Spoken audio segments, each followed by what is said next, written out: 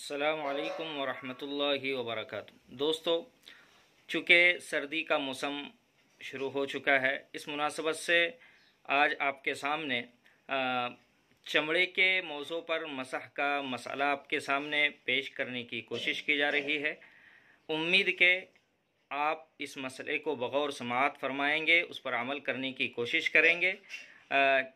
جیسے آپ کو چمڑے کے موضع پر مسح کی شرطیں اور اس کا مسئلہ بتایا جائے گا، ایسے ہی انشاءاللہ آپ کو چمڑے کے موضع پر مسح کرنے کا طریقہ پریکٹیکلی اور عملی طور پہ بتایا جا رہا ہے۔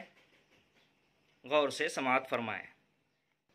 چمڑے کے موضع پر، جن کو خفین کہا جاتا ہے عربی میں، مسح کرنے کے لیے اور مسح صحیح ہونے کے لیے 10 شرطیں ہیں۔ سب سے پہلی شرط، ٹخنوں سمیت وہ پورے قدم کو چھپا لیں۔ دوسری شرط، وہ خفین اور موزے قدم کی ہیئت پر بنے ہوئے اور پیر سے ملے ہوئے ہوں۔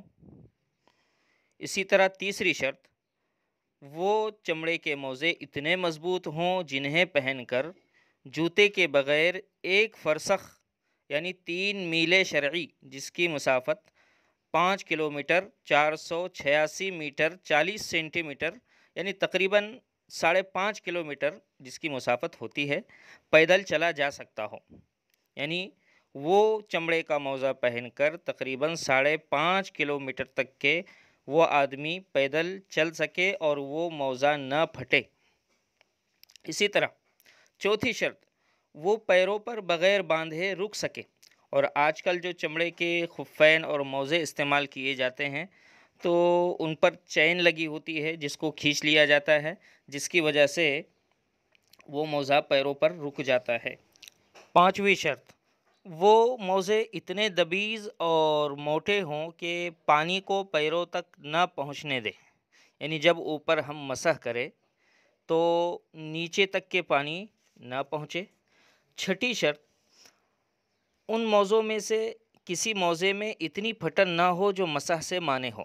یعنی انسان دونوں پیروں میں 2 موزے پہنتا ہے تو ان میں سے کسی ایک موزے میں اتنی پھٹن نہ آئی ہو جو مسح کے لیے مانع ہو۔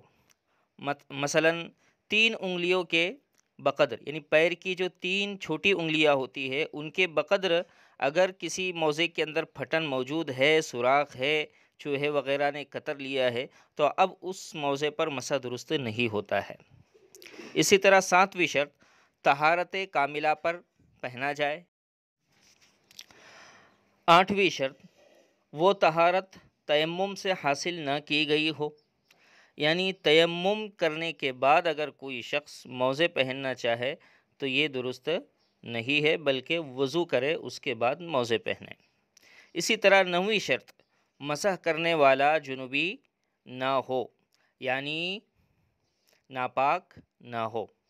اسی طرح 10ویں شرط، اگر پیر کٹا ہوا شخص مسح کرنا چاہے تو یہ شرط ہے کہ کم از کم ہاتھ کی 3 چھوٹی انگلیوں کے بقدر اس کے قدم کا اوپری حصہ یعنی اوپر والا حصہ باقی ہو۔ یہ ہے بجاج لیدر کا موزہ،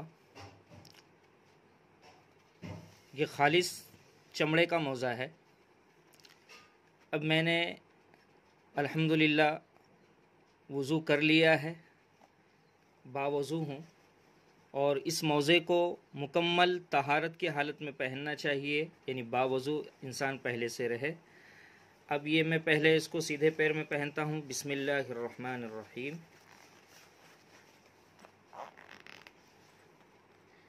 اس طرح سے یہ ہے۔ اسی طرح سے بائیں پیر میں بھی موزہ پہن لے۔ بسم اللہ الرحمن الرحیم۔